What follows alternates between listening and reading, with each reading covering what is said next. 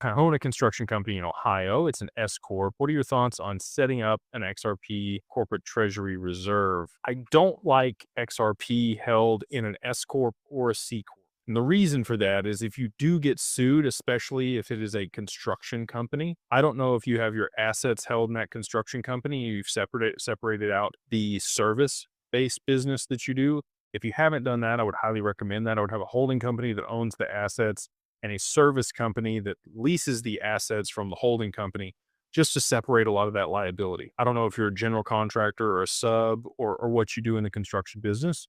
So I'm just giving you some general information here. But would highly recommend you separate the assets of the corporation away from whatever service is being provided, just in case there is a lawsuit. So that if somebody does sue you and take the stock in your S corp, they can choose to liquidate those assets after they've taken control of the company. Not fun.